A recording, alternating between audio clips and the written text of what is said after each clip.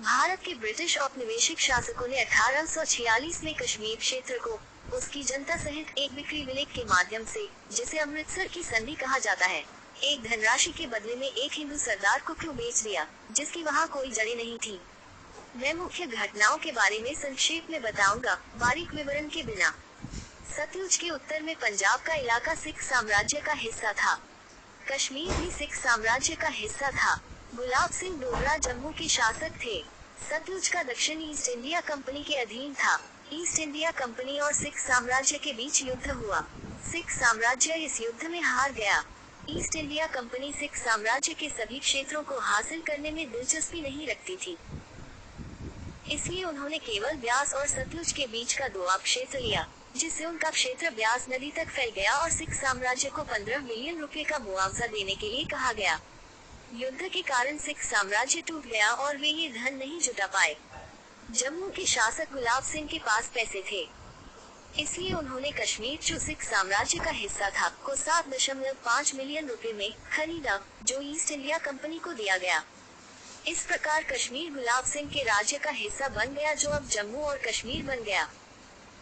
1846 में अमृतसर की संधि के जरिए कश्मीर क्षेत्र की बिक्री एक जटिल ऐतिहासिक घटना थी, जिसे किसी एक कारक से पूरी तरह से समझाया नहीं जा सकता। हालांकि मैं ये समझने में मदद करने के लिए कुछ संदर्भ प्रदान कर सकता हूँ कि भारत के ब्रिटिश औपनिवेशिक शासकों ने ये निर्णय क्यों लिया।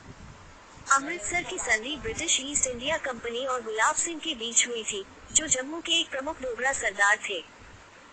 इस संधि के तहत कश्मीर क्षेत्र का नियंत्रण सिख साम्राज्य से गुलाब सिंह को 7.5 मिलियन रुपए के भुगतान के बदले में दिया गया था।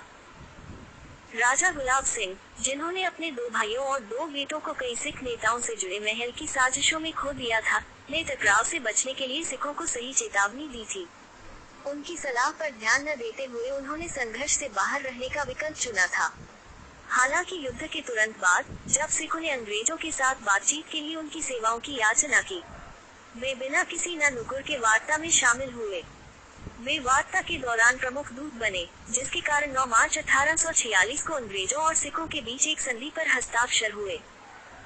लाहौर की संधि के रूप में संदर्भित इस समझौते में अंग्रेजों के लिए युद्ध क्षतिपूर्ति के रूप में 15 मिलियन रुपए और आत्मसमर्पण शामिल था।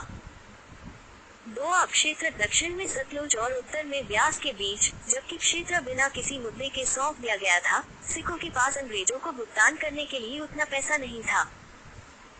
5 लाख रुपए नकद देने का वादा करते हुए और जल्द ही सिखों ने ब्यास नदी, जालंधर दोआब, जम्मू कश्मीर, लद्दाख और हजारा प्रांत के बीच का पूरा पहाड़ी मार्ग अंग्रेजों को दे दिया।